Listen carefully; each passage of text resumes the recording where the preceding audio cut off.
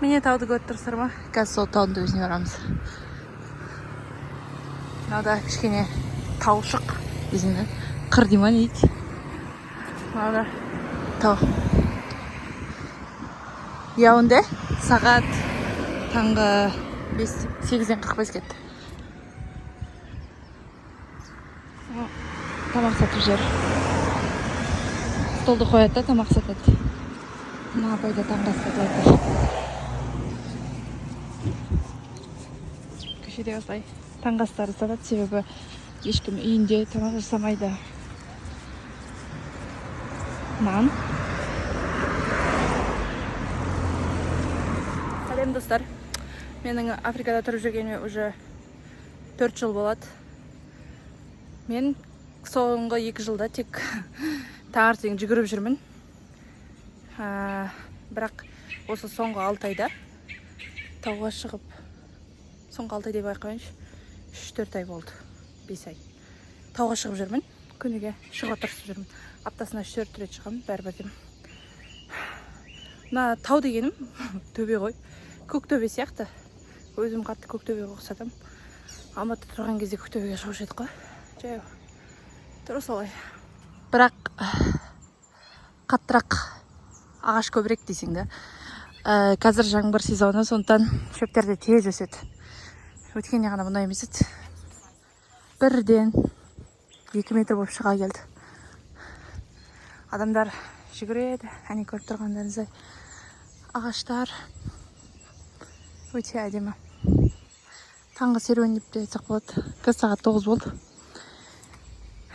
Менің планым таудың ең биік жеріне шығу. Сәл-сәл түсем сосын. Ол жерде үлкен бір ағаш, тас бар, Камерун деп жазылып тұрған. Соны көрсетем.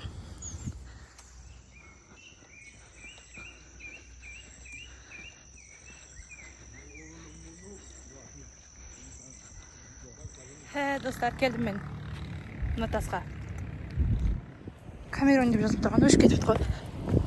Ойбай. Міне Яунде таңғы сағат 9:14 кетті. Кішкене тұман сияқты болып тұр ғой. Себебі таңертең бәрі тұрып от жағады бүкіл қалада. Тамақ пісіреді содан.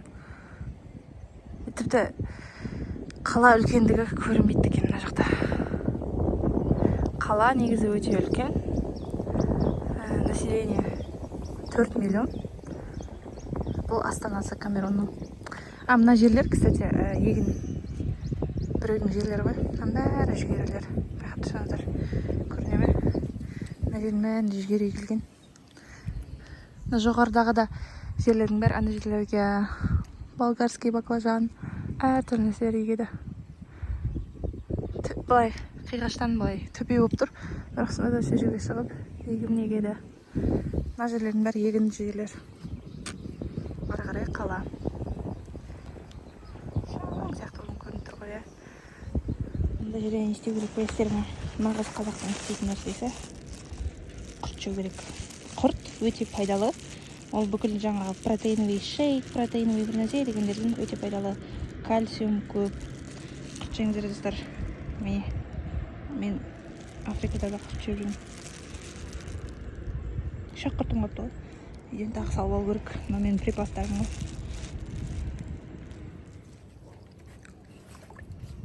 Жүгері пісейін деп тұр.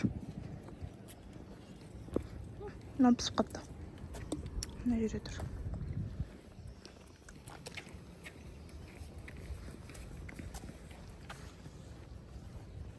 Мына жерлердің бәрі егін. Міне мына жаққа жоғарға қарай да егін. Мынаның бәрі жүгері. Бұл жақтың ең кереметі нығметті жер ғой. Бізде мысалға сезонмен 1-ақ рет шығатын болса жүгері, бұл жақта жылына 4 рет береді. Мына төменге қарай да егін егілген. Мына жерде манго ағашы, әртүрлі ағаштар да көп. Олар да жылына 2-3 реттен береді. Бізде бір салатын алма сезонмен 1-ақ рет салады ғой. Бұл жақта 3-4 рет салады. Және оны суғарып та қажеті жоқ. Себебі жаңбыр И так өте көп. Мына жерде тераң, property, private деп тұр. Private. Privé. Бұл не ғой, короче. Жер приватный. Міне, асқаба өсіп жатыр. Осылай. Төбесіне жүгерілер. Біреудің жері. Қарап отқан адамда бар шығар. Қыз көрмейді просто.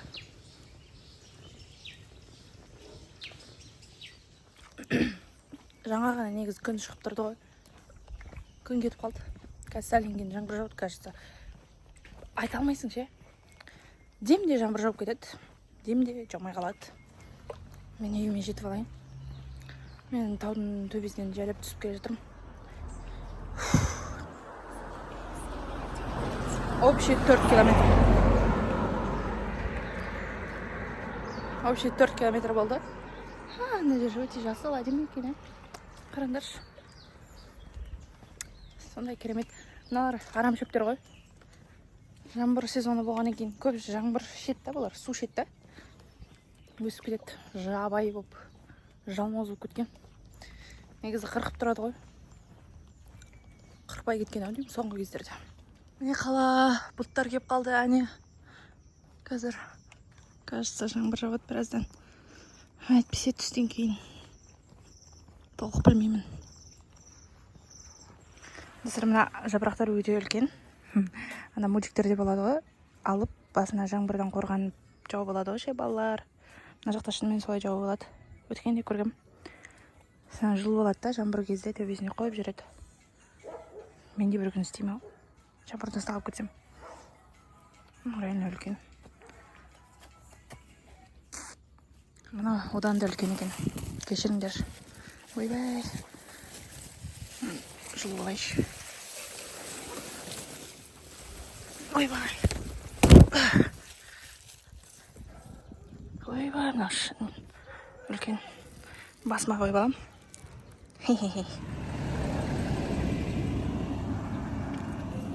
Күн ыстық қой. Реально, господи.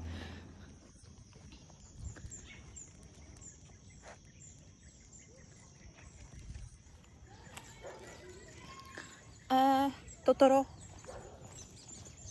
Тотороны кім көрген? Сондай болдым мен.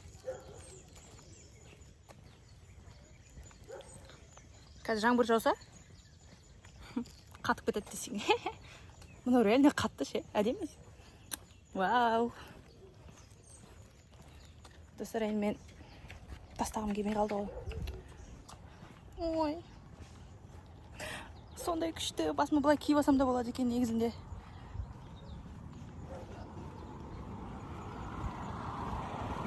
Былай тұрып тұрса, тұрып тұрады да. Былай болса кәдімгі шапка сияқты болып қалады ше. Может, бұны біреу реально осылай киетін шығар. Мен балаларды көргем, жаңбырда осылай ұстап алып жүрген. Мен қолыма қарамаппын, жаңа құрт бәрін жеп қойдым да. Еді пакет салғам ғой, ішінен бір қоңыр бір нәрсе ағылып жүр. Дұрыс болыпты пакетпен ұстап алғаным. Не ну? Даже экранға сыймайды, үлкен. Міне, жүрек сияқты. Менің натуральный амбреллам. Пока. Осы жерде қалдырамын сені. Мен кетуім керек. Қош бол. Мен қазір лестницадан шығып кетіп бара жатырмын. Жоғары жақта церковь бар. Мен церковьқа емес, просто мына лестница ұзын да, жаттығу үшін ғой. Stairmaster. Дева Марияның басында бірнәрсенің церкові бұл. Әдемі шөп. Как будто бояп қойған сияқты. Шыққасың ба?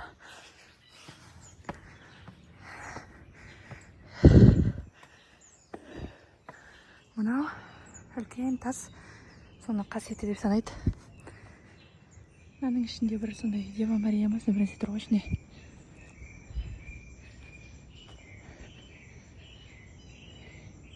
Енді жақта Иисустың историясы. көп жерде байқағаным Камерунда сосын қара болғанда есептейді енді. Таудың ортасына орналасқан мына жер. Таза екен. Мен бірінші рет келгем негізі бұл жаққа. Мына жерден вид әдемді. Мына тас.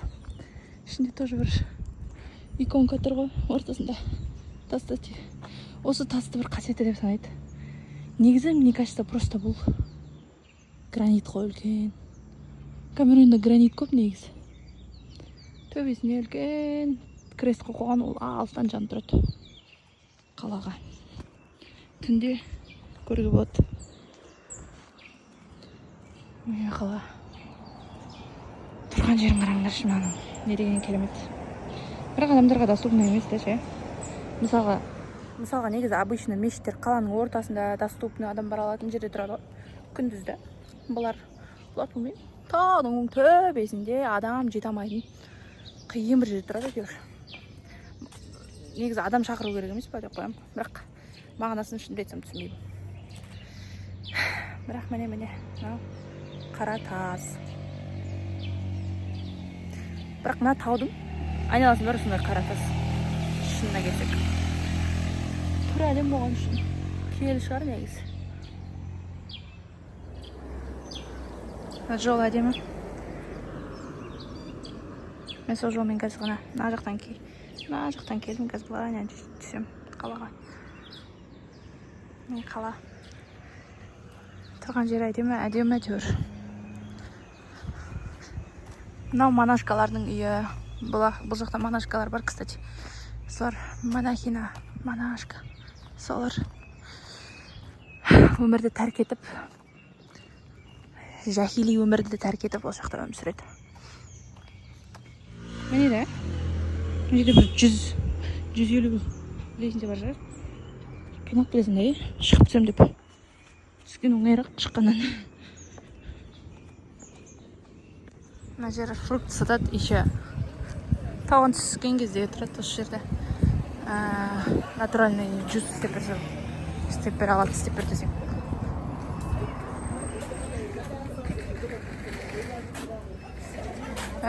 Bonjour. Il y a poubelle? Poubelle.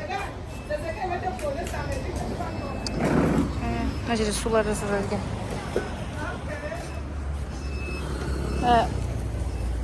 Il y a papaye? C'est tout ce que j'ai comme papaye.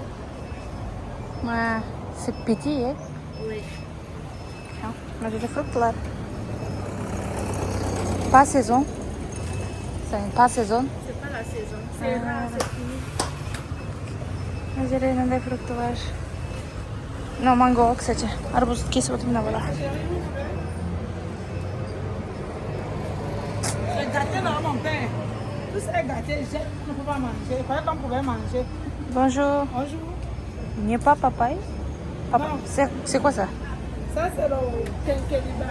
Ah, Ça, c'est le melon. melon? Oh. Combien? 500.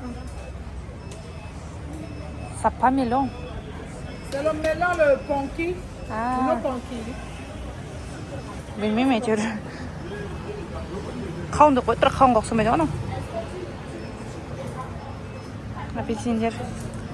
Короче, осындай жер, достар. Мен алатын папайя жоқ екен. Алғым келмей қалды.